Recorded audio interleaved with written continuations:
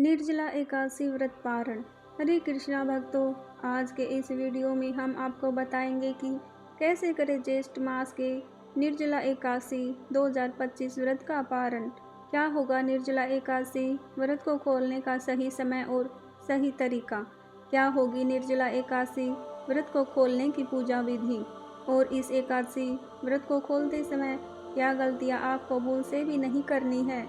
तो यह सब जानना चाहते हैं तो वीडियो अंत तक जरूर देखें। निर्जला एकादशी का व्रत रखकर भगवान श्री हरि विष्णु के श्री कृष्ण रूप की पूजा की जाती है। इस एकादशी को भीमसेनी एकादशी, पांडव निर्जला एकादशी और रुक्मणी हरण एकादशी के नाम से भी जाना जाता है, क्योंकि इसी दिन श्री कृष्ण ने मां रुक्मणी का हरण किया था। पांडव भीम सिर्फ इसी एक एकादशी का व्रत करके साल में पड़ने वाली सभी 24 एकादशियों का फल प्राप्त किया करते थे। निर्जला एकादशी का व्रत करने से व्यक्ति को प्रेत योनि दिलाने वाले ब्रह्मावध और अन्य बड़े पापों से भी मुक्ति मिल जाती है, और भक्तों की सभी बड़ी छोटी मनोकामनाएं भी पूरी होती हैं। इस एकादशी का व्रत पूरा करने वाले व्यक्ति को मोक्ष की प्राप्ति होती है।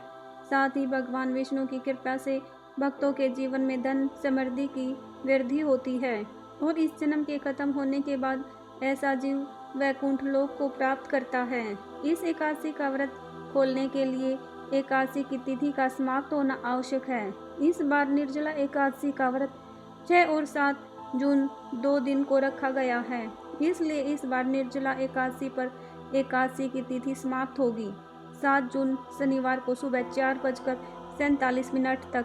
पर केवल एकादशी की तिथि खत्म होने पर ही एकादशी का व्रत नहीं खोलना चाहिए, क्योंकि नियम के अनुसार एकादशी के बाद शुरू होने वाले हरिवासर के समय में भी एकादशी का व्रत बिल्कुल नहीं खोलना चाहिए। इस बार निर्जला एकादशी के बाद शुरू होने वाला यह हरिवासर का समय समाप्त होगा 6 जून 2025 शुक्रवार को सुबह 11:25 तक।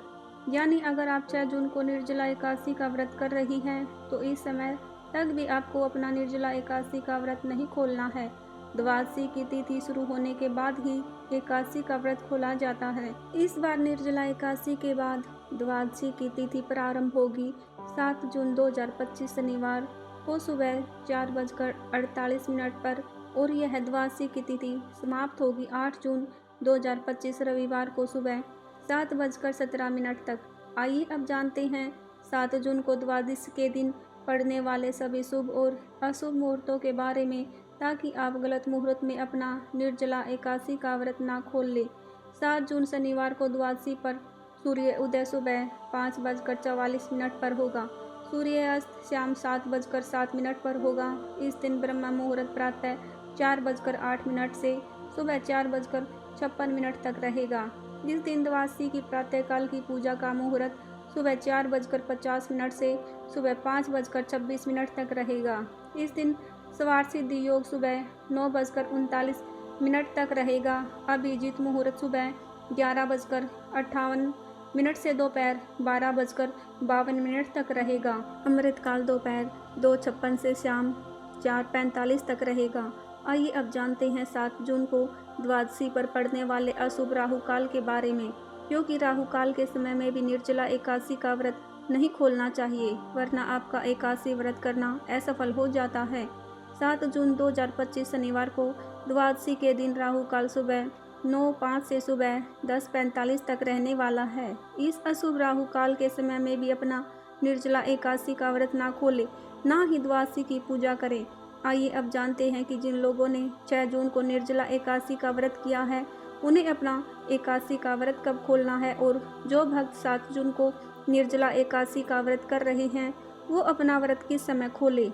तो जिन भक्तों ने 6 जून शुक्रवार को निर्जला एकादशी का व्रत रखा है वो 7 जून 2025 शनिवार को द्वादशी के दिन दोपहर 1:44 से शाम 4:31 के बीच अपना निर्जला एकादशी का व्रत खोलेंगे।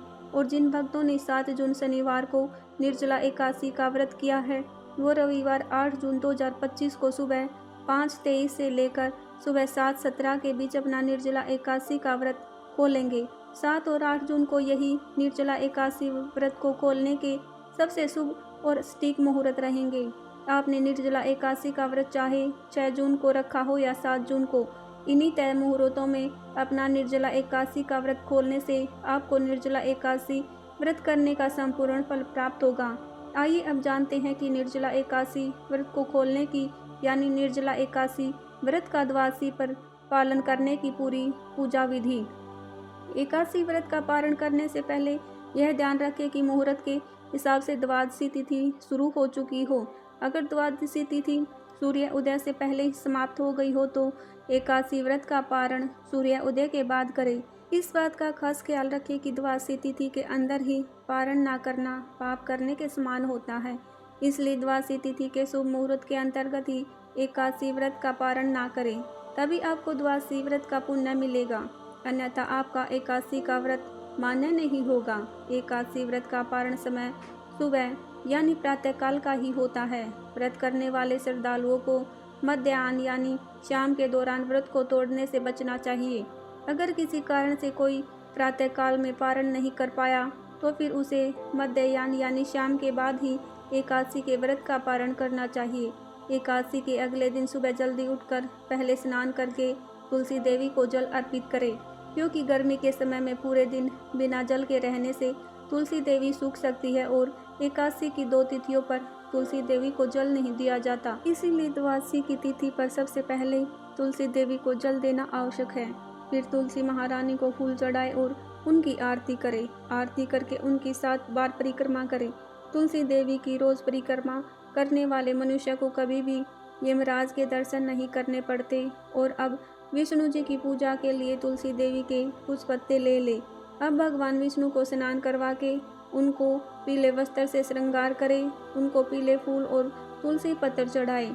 फिर भगवान विष्णु की आरती करें और आरती के बाद जाने अनजाने में एकादशी व्रत के दौरान आपसे हुई सभी छोटी बड़ी गलतियों की करुणामयी भगवान श्री हरि विष्णु से क्षमा मांगे। इसके बाद भगवान विष्णु से यह एकादशी व्रत स्वीकार करने की प्रार्थना करें। आइए जानते हैं कि क्या खाकर आपको एकादशी का व्रत खोलना चाहिए। द्वादशी के दिन भगवान विष्णु जी को घर पर सात्विक तरीके से बनाए गए पकवानों का ही भोग लगाए। यह पकवान मीठे या नमकीन दोनों हो सकते हैं। यदि आप द्वादशी के दिन मीठे चावल का भोग भगवान श्री हरि विष्णु को लगा सके तो यह और भी अधिक शुभ होगा, क्योंकि द्वादशी के दिन पीले या मीठे चावल खाना बेहद शुभ माना जाता है। एकादशी के व्रत में चावल खाने पर रोक होती है, इसलिए द्वादशी व्रत को खोलते समय चावल खाकर ही व्रत खोलने का नियम है। मान्यता है कि एकादशी के दिन चावल खाने से शरीर छोड़ने के बाद वह मनुष्य रेंगने वाले जीवों के रूप में जन्म लेता है, लेकिन द्वादशी को चावल खाकर एकादशी व्रत को खोलने वाला मनुष्य मोक्ष को प्राप्त करता है। आपको एकादशी व्रत का पालन करने के लिए पकाए जा रहे भोजन में गाय के शुद्ध देसी घी का प्रयोग जरूर करना चाहिए। यह सेहत के लिए भी अच्छा होता है और इसमें शुद्धता भी होती है। आंवले के पेड़ पर भगवान श्री हरि विष्णु का वास होता है, इस कारण आंवले का भी एकादशी के व्रत में विशेष महत्व माना गया है। इसीलिए एकादशी व्रत का पारण करने के दौरान आप आंवला भी खा सकते हैं। आंवला खाकर एकादशी व्रत खोलना भी बहुत शुभ होगा। इससे आपको अखंड सौभाग्य, निरोगी स्वस्थ शरीर और संतान सुख की प्राप्ति होती है। आप एकादशी के दिन एकादशी व्रत खोलने के लिए जो भी सात्विक भोजन बनाए उसी भोग और भगवान श्री हरि विष्णु को चढ़ाई गई तुलसी की पत्ती को पानी के साथ लेकर ही अपना व्रत खोले। पर यह ध्यान रखें कि एकादशी व्रत का पारण किसी मीठी चीज से भी किया जा सकता है। व्रत के पारण के लिए आप भगवान श्री हरि विष्णु को भोग में मिठाई और मौसमी फल भी दे सकते हैं। पारण के भोजन में सेम की सब्जी खाने का भी विशेष महत्व माना जाता है। विशेष तौर पर एकादशी के व्रत में सेम को कफ और पित्त का नाशक माना गया है। ऐसे में एकादशी व्रत का पारण करते समय सेम को एक अच्छे भोज्य पदार्थ के रूप में देखा और माना जाता है। पारण के दौरान आप सूखे मेवे जैसे कि बादाम, पिस्ता, अखरोट और किशमिश भी खा सकते हैं। इसके अलावा दूध और दूध से बनी मिठाइयाँ या चीज़ें भी एकादशी के व्रत के पारण में खाई जा सकती हैं। ऐसी ही और भी जानकारी और व्रत कथाओं के लिए हमारे चैनल को अवश्य सब्सक्राइब करें। वीडियो को पूरा देखने के लिए सभी का दिल से धन्यवाद।